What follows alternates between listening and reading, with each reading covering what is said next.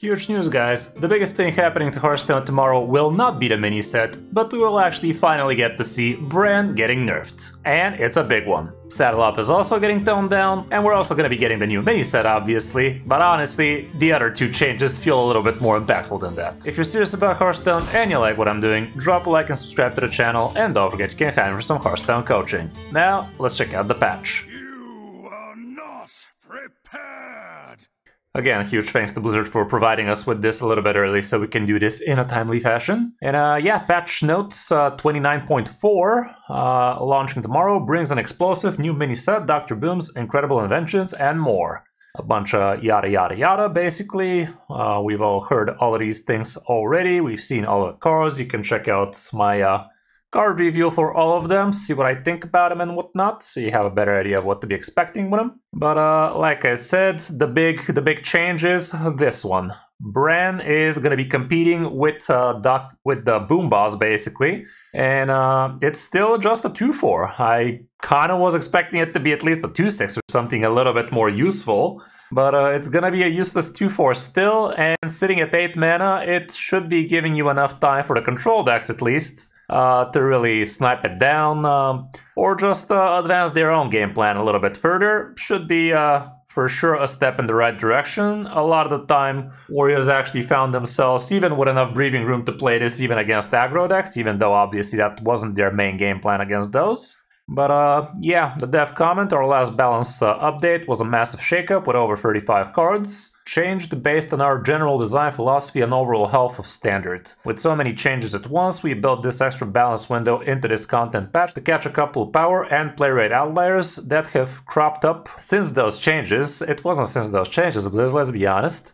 We still have our regular hotfix balance window planned for a little after this patch, once players have had a chance to play with the new mini set cards and explore the new meta. Deep Miner Brann going from 6 mana up to 8, no explanation needed, it's just a absolute powerhouse of a card. The entire meta had to warp around beating warriors, basically, like we saw so many different decks like Hero Power Druid, Insanity Warlock, the Hunters were doing hella fine against it, and yeah, all around the meta had to really shift towards either beating or playing this deck, so it wasn't a very fun experience, and I definitely saw that in a lot of my comments. Like, this is by far the most hated deck in the meta right now, and for good reason. Next up, we also have Saddle Up, which is another quite the big power outlier, and Saddle Up is a core card, sadly, so no dust for us there. A little bit sneaky, don't you think? But yeah, it's gonna be going up to 4 mana, still should be a pretty usable card, still very powerful, and a very easy way to really stick boards against the opponents.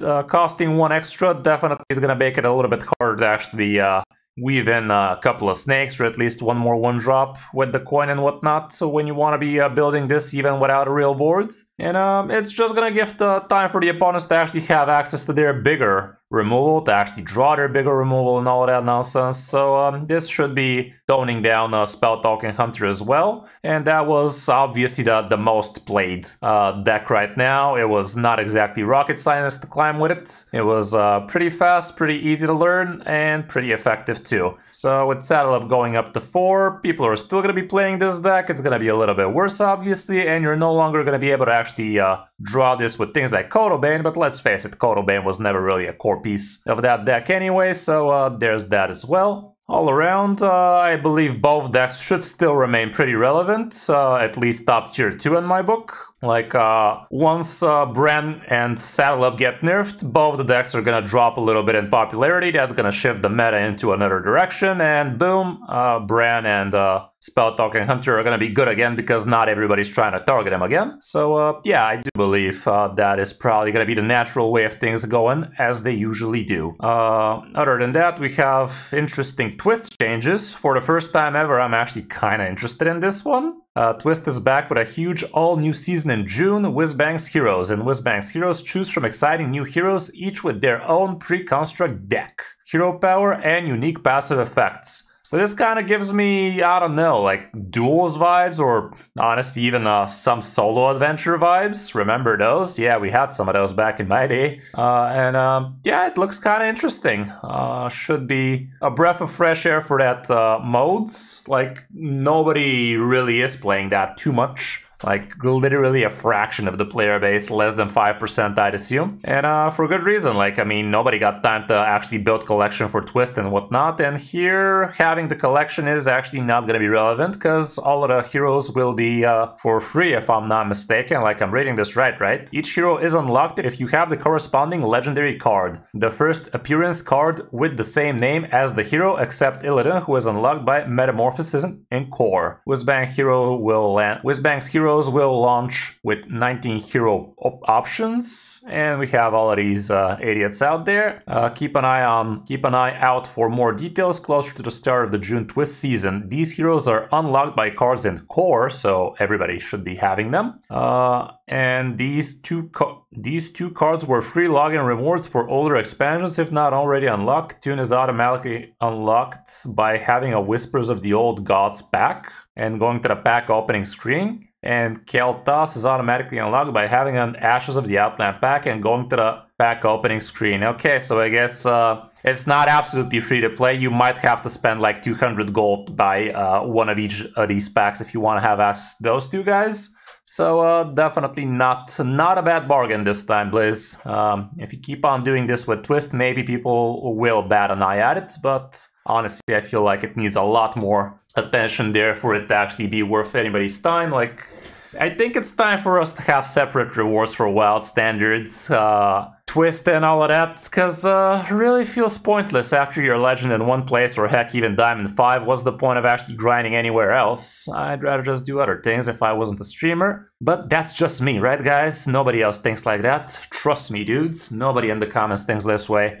Arena updates on May 14. All current arena runs will end. Okay, so this is a cool way for you guys to get a little bit of extra resources. Like, if you start an arena run, you might even play a few games, like play until you have 2 losses and then leave the arena run unfinished. That's gonna give you, once this rotation happens, that's gonna give you the rewards for that run, as well as a new free arena ticket, which you could save up for the next time arena changes happen. So basically, you get the gift that keeps on giving. Every time something like this is happening, you're at least gonna be getting yourself an extra free pack, because every arena run has a free pack in there with a bunch of a little bit of gold, a little bit of dust, depending on how many wins you get. Obviously, it could be much more. The arena rules and draft pools will remain the same, except that cards from Dr. Boom's Incredible Inventions will be added to the pool. However, the random generation and discover pools will be updated to only include cards from Ashes of Outland onwards. Not really sure what that means, but then again, who plays Arena anyway? In-game event, Dr. Boom's Isle of Mischievous Toys. Dr. Boom's inventions are of course incredible, but one or two of them have been known to have a little bit of extra boom. From May 21st to June 11th, complete event quest to earn XP on the special event reward track. Complete the rewards track to earn 6 Whizbang's workshop packs and the Thunder Ape Shaman hero skin. Okay, that's kind of cool.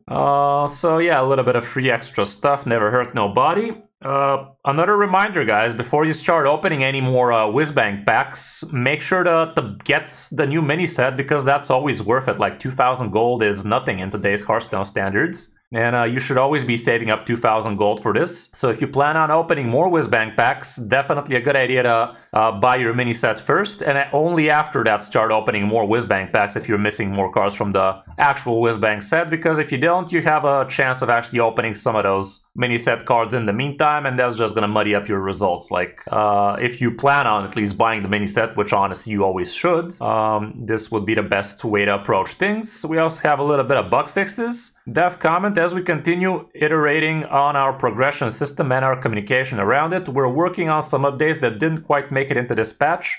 Our next weekly quest update is planned for the next scheduled client patch. Honestly, Blizz, I think you're really shooting yourself in the foot. Like, fucking hell, man. How much time do you guys need to fix this shit? Literally everybody and their grandmother is crying at you to revert that shit back to the old days. It's not so hard, people, really. It really isn't. I'm kind of baffled by this decision. I'm pretty sure they're losing a lot of player base thanks to this change alone, and it's not even funny. Like, how can we defend this anymore? Like, seriously, bro. If there was a shop bug, you guys would be on top of all of that crap, but God forbid you actually give what the community want for this thing. Like, seriously, dude. Honestly, it's not really that big a problem for me. It's not really a problem for most of us content creators, but damn, the community is freaking outraged, and for good reason. Like, what was that even? Like 15 wins? Do you guys even know how much time that takes? 15 wins. Like, if we go like 50-50, that's like 30 games for 1 week. Like, people actually have jobs. People need to get money to pay for your freaking bundles and shit. God damn it, dude. Anyway, enough of that rant. Photographer Fizzle is getting a little bit of change. I never really noticed this bug, but apparently with the minis and shit like that, the positioning in the hand kind of changed. Now it's gonna be working as intended. There's also some, yeah, this one's kind of meaningless. Headless Horseman apparently unfroze you when you draw the head, which shouldn't have happened. And a bunch of other yada yada yada things. Anybody get time to that? Updated the secret puzzle to account for the new core set update. Okay, that's interesting. Almost skipped on that, but can't miss the triple question mark now, can we? So that's kind of cool. I guess we have something to tinker with again. Even though, honestly, I'm kind of tired of those things, but it's still a little cool. A little hunt for us to be looking for. Anyway, that's gonna be it for this video, guys. Hope this helps you figure out what you want to be doing once the new mini set launches. If you enjoy the content and like what I'm doing, drop a like and subscribe to the channel. And don't forget you can hire for some Hearthstone coaching. Thanks for watching. I'm Kris05, and I'll see you in my next video or stream.